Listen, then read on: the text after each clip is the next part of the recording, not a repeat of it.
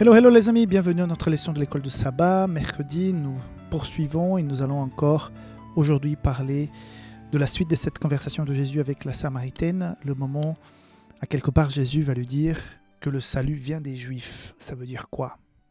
Le salut vient des Juifs. On va essayer de comprendre cette déclaration de Jésus. Avant cela, je voudrais t'inviter à faire partie de la communauté WhatsApp Safélis, comme je annonce régulièrement pendant cette semaine.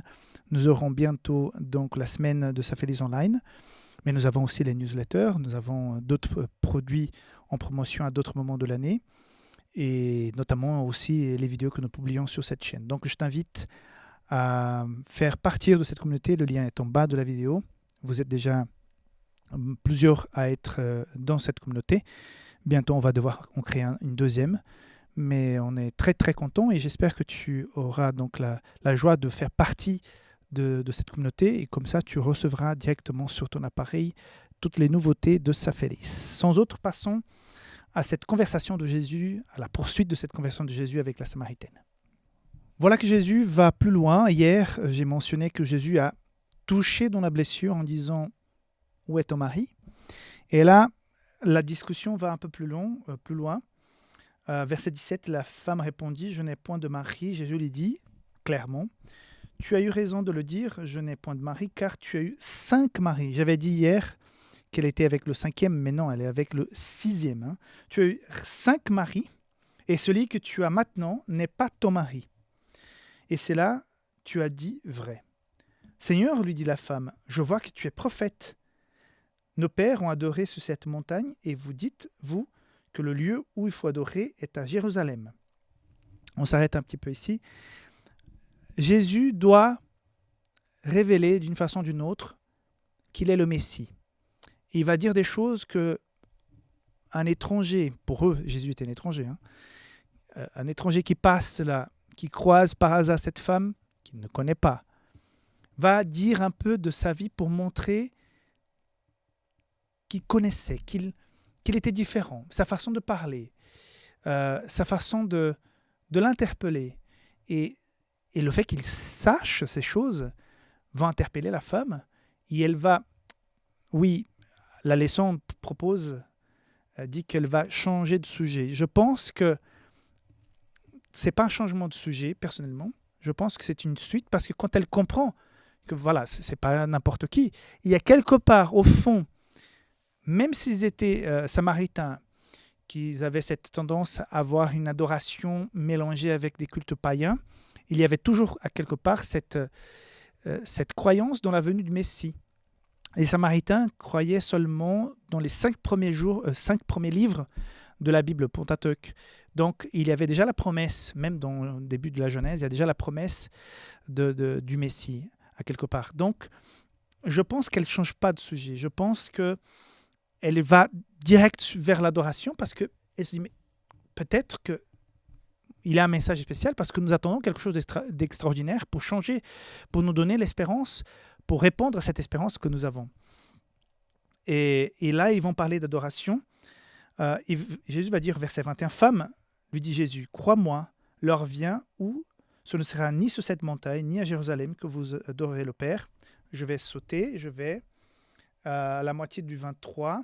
« Les vrais adorateurs adoreront le Père en esprit et en vérité, car ce sont là les adorateurs que le Père demande. » Donc, Jésus va sortir de schéma juif, samaritain, Jérusalem, Samarie, le mont ceci, le mont cela. Non, les vrais adorateurs vont adorer en esprit et en vérité. Et en même temps, il est en train de dire, tu n'es pas dans la vérité, tu es dans le tort par rapport à tes comportements, tes actes immoraux, à quelque part, que tu vis, mais je suis là pour répondre quelque part à ta sincérité, à ta demande de changement de vie que certainement elle avait dans le cœur. Et Jésus va quelque part lui dire, femme, c'est l'occasion, saisis-la, c'est l'occasion de changer. C'est pas une question de juifs ou des samaritains, les vrais adorateurs vont adorer en esprit, en vérité. Mais avant d'arriver à cela, Jésus va dire ceci, verset 22, « Nous adorons ce que nous connaissons, car le salut vient des Juifs. » Et là, on peut se dire, mais Jésus a dit que le salut vient des Juifs. Mais faut un petit peu mettre le cadre. D'abord, les Samaritains, contrairement aux Juifs, avaient un mélange d'adoration entre ce Dieu du Pentateuque et plein de pratiques païennes. Tandis que Jésus vient du peuple de Dieu qui a été choisi par Dieu dès Abraham, Ésaü, Jacob, Moïse, sorti d'Égypte, tout ça, les tribus d'Israël. Jésus vient de la lignée de David. Et voilà que le Messie promis est là. Oui, le salut vient des Juifs parce que Jésus est né dans ce peuple choisi pour Dieu pour être son peuple sur la terre. À savoir qu'avant la venue de Jésus, l'évangélisation était, comment on dit ça, centrique, non? Où les gens allaient venir vers, connaître et après répondre. Et aujourd'hui, j'ai oublié les termes en français, c'est centrique et exocentrique, je ne me souviens plus du terme, mais avant c'était de l'extérieur vers l'intérieur pour voir, et maintenant on ne doit pas se mettre tous au centre, c'est du centre vers l'extérieur. Et donc Jésus est en train de dire, oui, le salut vient des Juifs. Parce que la création, le Dieu créateur, c'est lui qui a créé le peuple juif. Plus tard, Jésus, il va nous envoyer prêcher l'évangile à toutes les nations, à tous les peuples, de nous éparpiller partout. Et là, le christianisme, ceux qui ne suivent pas le judaïsme, mais le christianisme, c'est donc l'église chrétienne qui commence. Donc le salut à ce moment-là vient des Juifs, effectivement. Okay, mais on sait très bien que les Juifs, au moment de la crucifixion, vont choisir Barabbas au lieu de Jésus.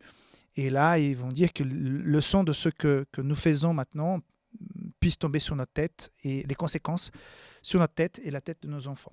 Donc il y a cette rupture, il y a le rideau du temple qui va se déchirer, la fin des rituels pour demander pardon.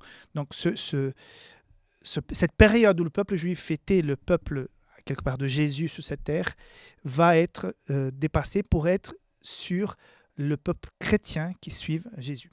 Okay? Il va finir dans verset 24, Dieu est esprit. Il faut que ceux qui l'adorent en esprit et en vérité. Encore une fois, en vérité. Donc Jésus est en train de dire à cette femme, voici le Messie. Il va le dire aussi clairement. Il faut un changement, il faut vivre dans la vérité.